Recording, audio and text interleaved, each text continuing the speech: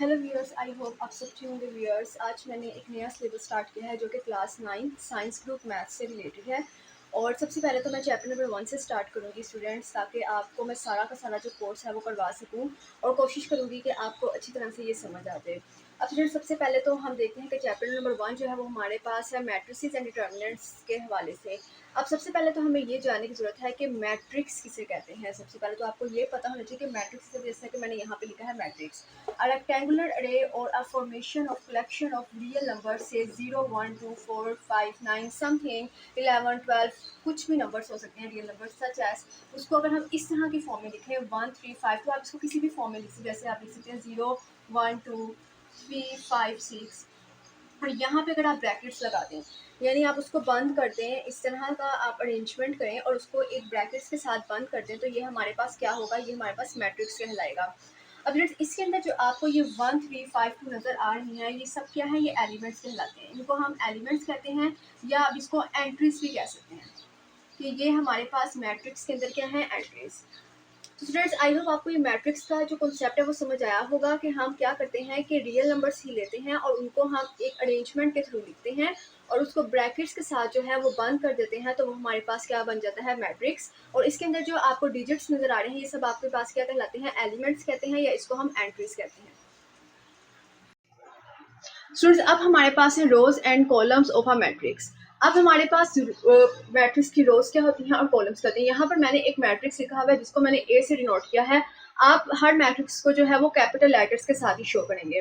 अब यहाँ पर हमारे पास रोज क्या होंगी, रोज वो होंगी जो हमारे पास हॉरिजॉन्टल वे में होंगी, यानी जैसे ये हमारे पास है, ये हॉरिजॉन्टल वे में है हमारे पास, जैसे ये है, ये भी हॉरिजॉन्टल वे में है, और ये भी हमारे पास जो है वो हॉरिजॉन्टल में है।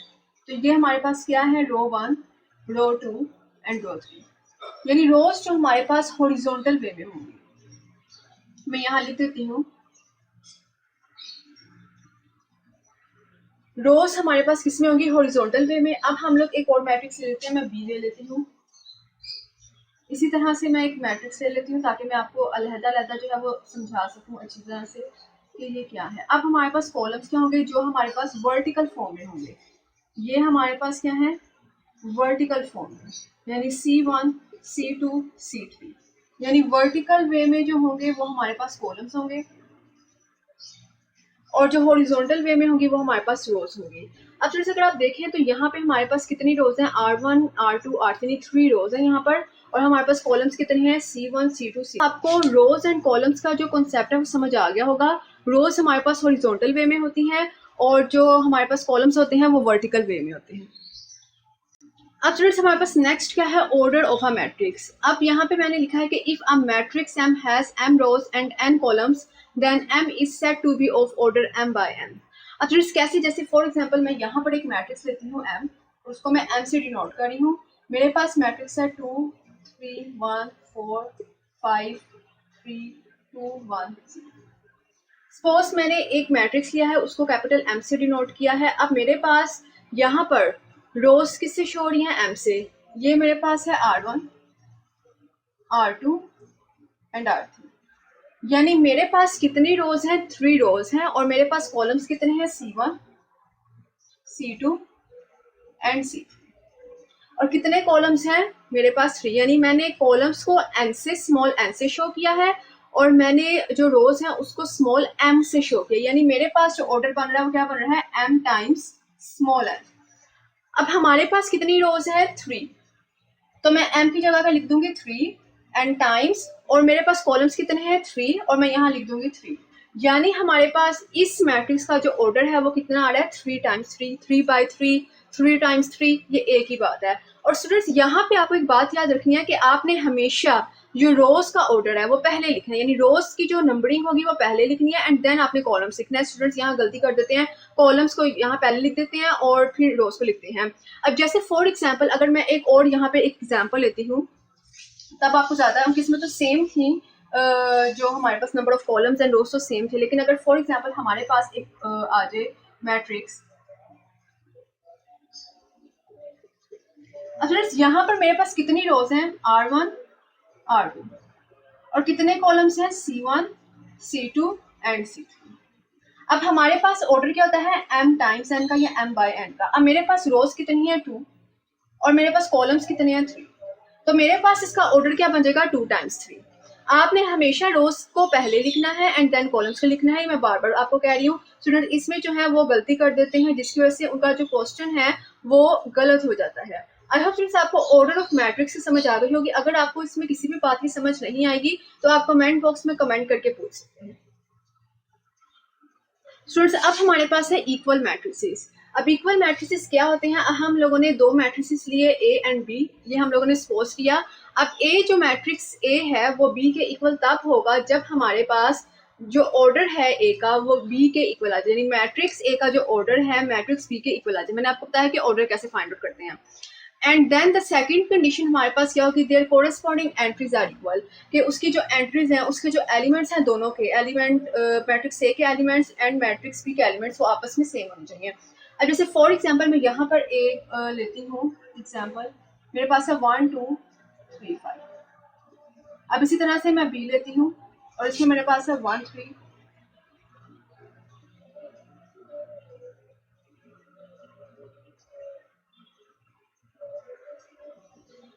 अब जैसे अगर मैं इसको देखूं, अगर मैं इसको सोल्व करती हूँ तो 3 - 1 2 होता है, 10 - 5 5 होता है। अब यहाँ पे अगर आप देखें इसका ऑर्डर मेरे पास क्या है 2/2 और इसका ऑर्डर क्या है 2/2, यानी 2 ही मेरे पास रोज हैं, 2 ही मेरे पास कॉलम्स हैं, इसमें भी 2 ही मेरे पास रोज हैं, 2 ही मेरे पास कॉलम्स हैं, तो 2/2 का जो है वो ऑर्डर आ गया। अब हम सेकंड देख रहे हैं कंडीशन के इसके जो एलिमेंट्स हैं क्या वो सेम है। यहाँ पे है 1 2 3 5, यहाँ पे है 1 2 3 5, तो इसका मतलब है ये दोनों के दोनों हमारे पास क्या है, इक्वल मैट्रिक्स है। अगर सपोज मैं एक और एग्जांपल लेती हूँ, मेरे पास एग्जांपल है जैसे मैं एक ए लेती हूँ और उसमें मेरे पास एलिमेंट्स हैं 1 3 2 0 और मेरे पास एक बी है उसके एलिमेंट्स हैं 4 2 0 2। अगर आप देखें तो इसका ऑर्डर तो सेम है 2/2 का, लेकिन अगर आप देखें कि इसके जो एलिमेंट्स हैं वो सेम नहीं है, ये 1 3 2 0 है, ये 4 2 0 2 है, यानी ये सेम नहीं है। इसका मतलब है कि A is not equals to B, ये इक्वल मैट्रिसेस नहीं है।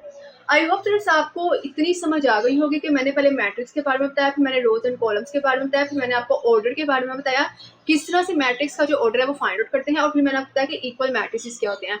अब स्टूडेंट्स नेक्स्ट जो हमारे पास आ रही है वो अब हम देखते हैं कि हमारे पास जो नेक्स्ट टॉपिक है वो हमारे पास है 1.1 एक्सरसाइज। हम उसको स्टार्ट करते हैं और उसके क्वेश्चंस को सोल्व करते हैं। आई होप स्टूडेंट्स आपको ये समझ आएगा।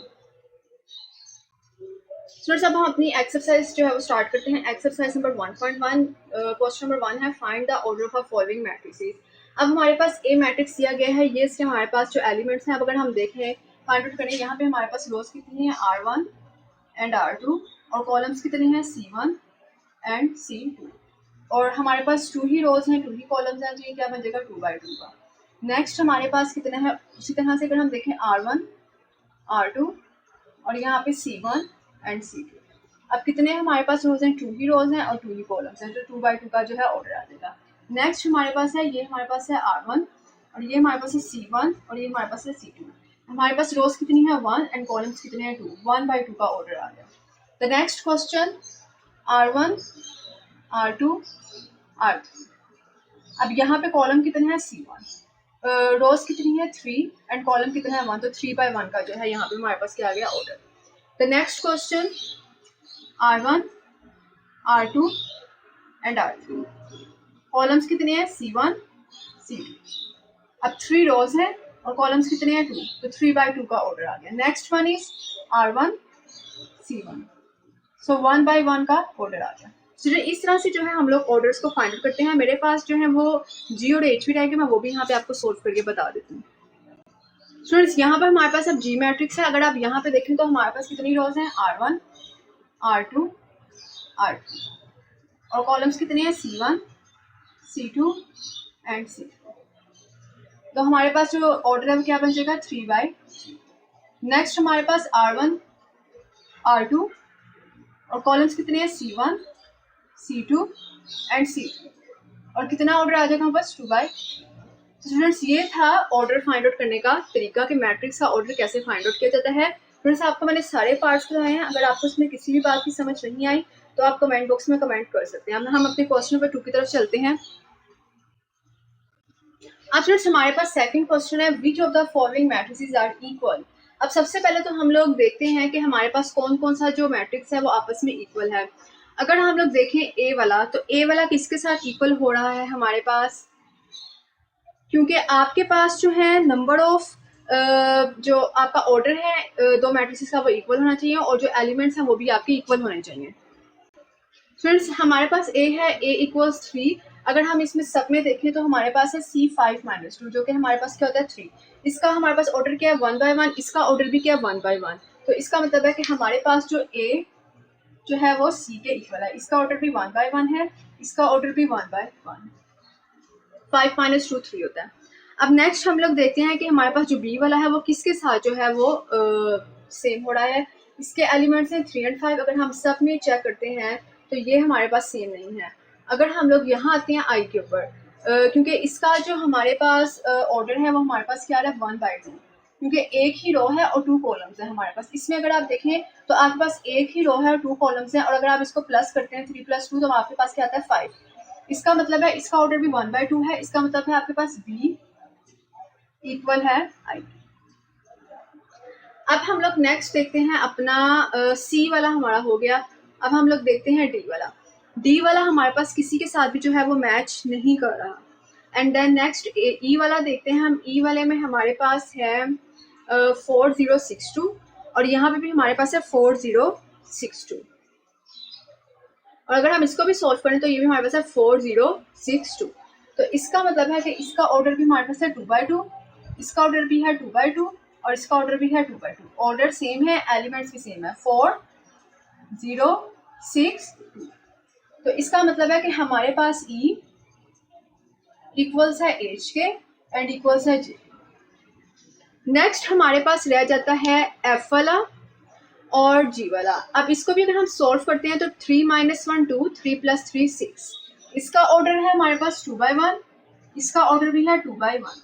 तो इसका मतलब है एफ जो है वो जी के इक्वल है। स्टूडेंट्स आई होप हमारे सारे जो है वो सॉल्व हो गए हैं। आई होप स्टूडेंट्स आपको इस क्वेश्चन की भी समझ आ गई होगी। अगर आपको इसमें भी नहीं समझ आई किसी बात की तो आप कमेंट बॉक्स में कमेंट कर सकते हैं। स्टूडेंट्स आप अपने फ्रेंड्स के साथ जो है वीडियो को शेयर कर सकते हैं, और मुझे इसमें कोई इश्यू नहीं है, और अगर आप चाहें तो इसको कॉपी भी कर सकते हैं। I have no issue. और स्टूडेंट्स हमारे पास है question number 3, find the value of A B C and D which satisfied the matrix equation. अब स्टूडेंट्स हम लोगों ने इस क्वेश्चन को कैसे सोल्व करना है। स्टूडेंट्स हमारे पास यहाँ पर जो है वो वेरिएबल्स दिए गए हैं, और हमारे पास यहाँ पे उसको इक्वल किया गया मैट्रिक्स है जिसमें हमारे पास एक वेरिएबल मौजूद है। तो इस क्वेश्चन को हमने कैसे सोल्व करना है, बहुत ही ध्यान से करने वाला क्वेश्चन है स्टूडेंट्स। ये बहुत ही ज़्यादा वेरी इंपॉर्टेंट क्वेश्चन है, ये आपको बोर्ड के पेपर्स में भी आ सकता है। मैं साथ साथ आपको ये भी बताती जाऊँगी, जब भी मैं आपको पढ़वाऊंगी कोर्स तो मैं साथ साथ बताऊंगी कि कौन सा पेपर कौन सा क्वेश्चन जो है वो बोर्ड के पेपर्स के पॉइंट ऑफ व्यू से जो है बहुत ज़्यादा इंपॉर्टेंट है। स्टूडेंट्स ये क्वेश्चन बहुत ज़्यादा इंपॉर्टेंट है। अब सबसे पहले स्टूडेंट्स आपने बड़े ध्यान से क्वेश्चन देखना है। सबसे पहले आपके पास इस मैट्रिक्स के अंदर फर्स्ट जो आपको दिया गया है इक्वेशन से बनी है a + c। अब इस a + c को आपने किसके साथ इक्वल करना है, जो आपके दूसरे मैट्रिक्स का पहला एलिमेंट होगा। अब हम यहाँ पे बना देंगे a + c = 0, और इसको मैं इक्वेशन नंबर 1 से जो है इसको डिनोट कर दूंगी। नेक्स्ट हमारे पास है a + 2b, इसको किसके इक्वल कर देंगे -7 के। ये हमारे पास आ जाएगी a + 2b = -7, इसको हम कर देंगे इक्वेशन नंबर 2 के equal. Third one is c - 1 को हम 3 के साथ कर देंगे, c - 1 = 3, और इसको हम इक्वेशन नंबर जो है वो थर्ड का नाम देंगे। And the last one is 4d - 6, जिसको मैं 2d के इक्वल कर दूंगी। 4d - 6 = 2d, और इसको मैंने इक्वेशन नंबर 4 के साथ जो है वो डिनोट कर दिया। अब हमारे पास स्टूडेंट्स जो है यहाँ पर इक्वेशंस आ गई। अब आप स्टूडेंट्स क्या करना है कि सबसे पहले तो आप अगर देखें कि अगर हम थर्ड इक्वेशन को लेते हैं ना, तो हमारे पास c की वैल्यू जो है वो इजीली फाइंड आउट हो जाएगी। तो मैं यहाँ से लेती हूँ फ्रॉम इक्वेशन नंबर 3। यहाँ पे हमारे पास सिर्फ एक वेरिएबल मौजूद है जिससे हम एक वेरिएबल की वैल्यू इजीली फाइंड आउट कर सकते हैं। हमारे पास इक्वेशन क्या है, c - 1 = 3। अगर मैं c को यहाँ ही रहने दूँ और -1 को अगर मैं दूसरी साइड पे ले जाऊँ तो ये यहाँ पे -1 है, वहां जाके क्या हो जाएगा +1। तो ये मेरे पास क्या बन जाएगा 3 + 1, और ये मेरे पास क्या आ जाएगा 4। इसका मतलब है कि मेरे पास जो c की वैल्यू आ रही है वो आ रही है 4, यानी मेरे पास c वेरिएबल की वैल्यू जो है वो निकल आई यहाँ पर। अब नेक्स्ट मैंने क्या करना है, अब मैंने नेक्स्ट अपनी कौन सी इक्वेशन लेनी है, इक्वेशन नंबर 4। अगर आप देखें तो यहाँ पर दोनों तरफ मेरे पास डी मौजूद है, यानी मैं यहाँ पर एक ही वेरिएबल मौजूद है और मैं इजीली जो है अपनी वैल्यू को फाइंड आउट कर सकती हूँ डी की वैल्यू को। तो मैं यहाँ पे लूँगी फ्रॉम इक्वेशन नंबर 4, और इक्वेशन नंबर 4 मेरे पास क्या है, 4d माइनस 6 इक्वल्स 2d। अगर आप स्टूडेंट्स देखें यहाँ पे मेरे पास क्या है 2d। अब इस 2d को मैं इक्वेशन से लेफ्ट साइड पे ले आऊंगी, ये मेरे पास क्या बन जाएगी माइनस 2d, क्योंकि यहाँ पे क्या था प्लस। जब भी हम अपनी वैल्यूज को चेंज करते हैं इक्वल्स के, यानी कि हम अगर हम उसको लेफ्ट साइड पे करें राइट साइड पे कर रहे हैं तो साइंस जो है वो चेंज होते हैं। तो यहाँ पे प्लस 2d था, यहाँ पे नेगेटिव 2d हो गया इक्वल्स। अब नेगेटिव 6 को मैं उधर ले जाऊंगी तो वो क्या हो जाएगा प्लस 6। 4 में से 2 निकाले, 2 आया, D as it is equal 6। अब यहाँ पे क्या आ रहा है, 2 इसके साथ मल्टीप्लाई आ रहा है, वहां जाके क्या हो जाएगा डिवाइड, एंड 2 3 आर 6, ये डिवाइड हो गया, डी का आंसर क्या आ गया मेरे पास 3। अब स्टूडेंट्स मेरे पास एक तो सी का भी आंसर आ गया, एक मेरे पास डी का आंसर भी आ गया। अब मैं अगर जाऊँ क्वेश्चन नंबर 1 में, तो मेरे पास सी की वैल्यू मौजूद है, मैं फाइंड आउट कर चुकी हूँ। अगर मैं इसके अंदर अपनी वैल्यू पुट करती हूँ तो मेरे पास ए का आंसर आ जाएगा। मैं क्या करूँगी, put the value of C, put C equals 4 in equation number 1, कि मेरे पास इजीली जो है वो ए का आंसर आ जाएगा। इक्वेशन क्या है मेरे पास, ए प्लस सी इक्वल सी। सी की वैल्यू क्या है 4, मैं पुट कर दी। अगर मैं इसको उस तरफ लेके जाऊंगी तो ये क्या बन जाएगा 0 माइनस 4, और ए की वैल्यू क्या आ जाएगी मेरे पास नेगेटिव 4। इसका मतलब है मैंने ए की वैल्यू भी फाइंड आउट कर दी। अब नेक्स्ट मेरे पास क्या इक्वेशन रह गई है, मेरे पास सी की वैल्यू भी आ गई, डी की भी आ गई और ए की भी आ गई। अब मेरे पास रह गई है बी की वैल्यू। अब मेरे पास ए का आंसर मौजूद है, ए की वैल्यू मौजूद है, मैं इजीली जो है बी की वैल्यू फाइंड आउट कर सकती हूँ। अगर आप इक्वेशन नंबर 2 को देखें तो अब मैं इसको सॉल्व करती हूँ। इक्वेशन मेरे पास क्या है, put a equals -4 in equation number 2। अब मेरे पास इक्वेशन यहाँ पर क्या है, a प्लस 2b इक्वल्स -7। अब a की वैल्यू क्या है -4, मैंने पुट कर दी, plus 2b as it is आया इक्वल्स -7। अब स्टूडेंट्स अगर आप देखें यहाँ पे हम लोग क्या करेंगे कि कॉन्स्टेंट्स जो है उसको इकट्ठा कर लेंगे, उसको कंबाइन कर लेंगे। -4 को जब मैं उस तरफ लेकर जाऊंगी, यानी राइट साइड पर लेकर जाऊंगी, तो -4 मेरे पास क्या बन जाएगा +4। तो यहाँ पे आ जाएगा 2b इक्वल्स -7 + 4।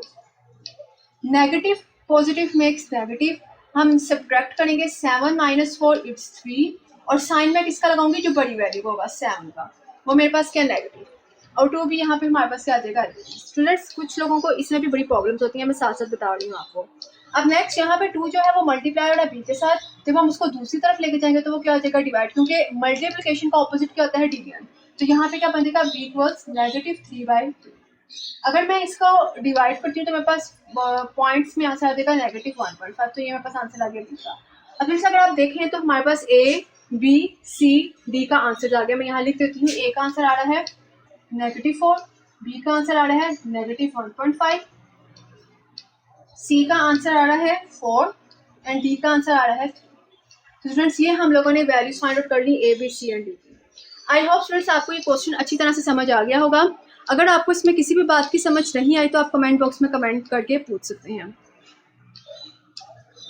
स्टूडेंट्स यहाँ से अगर आपको नज़र नहीं आ रहा तो मैं यहाँ लिख देती हूँ कि जो ए की वैल्यू है वो आ रही है -4, क्योंकि मेरी जो स्पेस है वो बहुत कम है और इसको एडजस्ट करना भी बहुत मुश्किल काम है। तो इसको मैं यहाँ लिख देती हूँ। बाकी मैं यहाँ पे वैल्यूज फाइंड आउट कर चुकी हूँ। आई होप आपको समझ आ गया होगा। और यहाँ पे मैंने वैल्यूज लिखी हैं वो आपको नज़र नहीं आ रही, लेकिन मैं यहाँ पे वैल्यूज जो हैं वो लिख चुकी हूँ, तो यहाँ से आप देख लीजिएगा। आई होप स्टूडेंट्स आपको ये क्वेश्चन समझ आ गया होगा। अगर आपको नहीं समझ आया तो आप कमेंट बॉक्स में कमेंट करके पूछ सकते हैं। स्टूडेंट्स आप अपने फ्रेंड्स के साथ भी वीडियो को शेयर कर सकते हैं ताकि आपके जो फ्रेंड्स हैं वो भी अच्छी तरह से समझ पाएँ। स्टूडेंट्स अगर आपको मेरी वीडियो अच्छी लगी है तो इसे ज़रूर लाइक कीजिएगा और मेरे चैनल को सब्सक्राइब करना मत भूलिएगा। अल्लाह हाफिज़, हम अपनी नेक्स्ट वीडियो में मिलेंगे।